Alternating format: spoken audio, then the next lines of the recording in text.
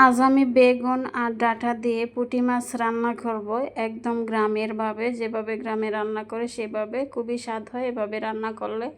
Hello everyone, কেমন আছেন সবাই? আশা করি ভালো আছেন। আপনাদের দোয়ায় আমিও ভালো আছি আলহামদুলিল্লাহ। তো দেখুন কিভাবে আমি রান্না করি। আমি চুলায় একটা প্যান বসিয়ে দিয়েছি, দিয়ে আমি তেল দিয়ে দিয়েছি। এখন মাছগুলো ভেজে নেব। আমি মাছগুলোকে সামান্য হলুদের গুঁড়া মরিচের গুঁড়া মেখে ভেজে নিচ্ছি। আমি সব কয়টা মাছ তাওয়ায় দিয়ে দিচ্ছি।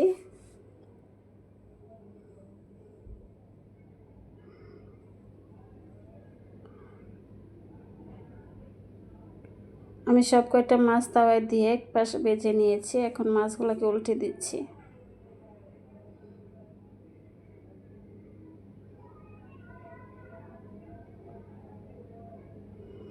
আমি সব কয়টা মাছ উল্টে দিচ্ছি। এক পাশ হয়ে গেছে, ওই পাশটা ওইভাবে ভেজে নেব। যেহেতু পুঁটি মাছ সেজন্য ভেজে নিচ্ছি। ছোটো মাছ ভেজে রান্না করলে এতটাও স্বাদ হয় না, তবে পুঁটি মাছ যেহেতু নরম সেজন্য ভেজে নিচ্ছি।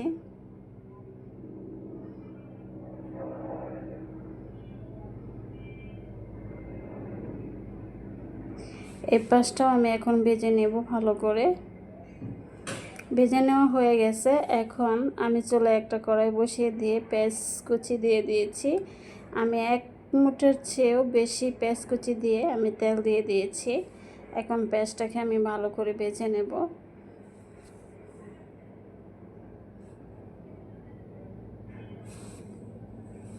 পেঁয়াজটা ভাজা হয়ে গেছে। একটু নেড়ে ছেড়ে দিয়ে এখানে আমি পানি দিয়ে দেব মশলা দেওয়ার জন্য। আর এখানে আমি বাটা মশলাটা দেব না।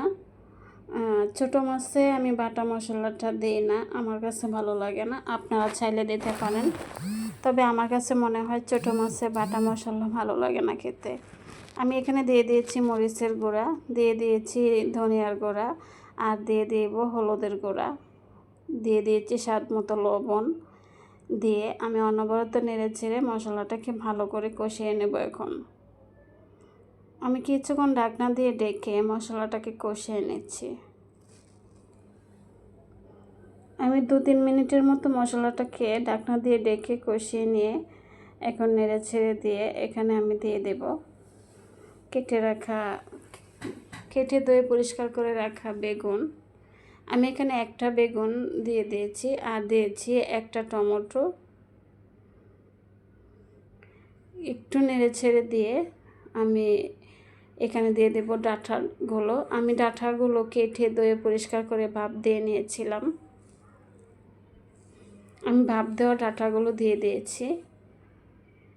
দিয়ে আমি ভালো করে নেড়ে ছেড়ে মশলার সাথে মিশিয়ে কিছুক্ষণ কষিয়ে নেব। তো এই পর্যন্ত আপনারা যারা ভিডিওটা দেখতেছেন, কাছে কিংবা দূরে, দেশ কিংবা দেশের বাহিরে, যে যেখান থেকে দেখতেছেন, আমার রান্নাটা যদি কোনো অংশ ভালো লেগে থাকে তাহলে আমার চ্যানেলটা সাবস্ক্রাইব করে দিয়ে আমার পাশে থাকার অনুরোধ রইল। আর আপনারা যারা সাবস্ক্রাইব করে দিয়েছেন আপনাদেরকে অসংখ্য অসংখ্য ধন্যবাদ। আর আপনারা যারা মূল্যবান সময় দিয়ে দেখতেছেন আপনাদেরকে অসংখ্য অসংখ্য ধন্যবাদ। এই পর্যায়ে এসে যারা আপনারা একটা লাইক দিতে ভুলে গেছেন, প্লিজ একটা লাইক দিয়ে ভিডিওটা কন্টিনিউ করার অনুরোধ রইল। আপনাদের একটা লাইক আমার কাছে অনেক মূল্যবান, আপনাদের মতো অনেক বন্ধুদের কাছে পৌঁছে দিতে সাহায্য করে, আর আমাকে নতুন আর একটা ভিডিও বানাতে অনুপ্রেরণা যোগায়। আর দেখুন আমি কষানো হয়ে গেছে। আমি ঝোলটা দিয়ে একটা বলক আনিয়ে নিয়েছি, আর মাছগুলোও দিয়ে দিচ্ছি। তবে খেতে কিন্তু খুবই স্বাদ হয়েছিল, অসম্ভব মজা হয়েছিল খেতে। আর একটু নাড়াচাড়া দিয়ে আমি ঢাকনা দিয়ে ঢেকে আরও কিছুক্ষণ রান্না করে নেব। দেখুন কালারটাও কত সুন্দর হয়েছে। কালারটা দেখে বোঝা যাচ্ছে যে এটা খেতে কতটুকু মজা হয়েছিল, অসম্ভব মজা হয়েছিল। এটা দেশি মাছ, নদীর মাছ, সেজন্য অনেক মজা হয়েছিল খেতে। তো একটু নেড়ে ছেড়ে দিয়ে ঢাকনাটা উঠিয়ে নিয়েছি। একটু নেড়ে ছেড়ে দিয়েছি, দিয়ে আমি এখানে কাঁচামরিচ দিয়ে দেব। আমি কিছু কাঁচামরিচ দিয়ে দিয়েছি, দিয়ে এখন ঢাকনা দিয়ে ঢেকে আরও কিছুক্ষণ রান্না করে নেব। একটু ঝোল ঝোল থাকবে, খেতে ভালো লাগবে।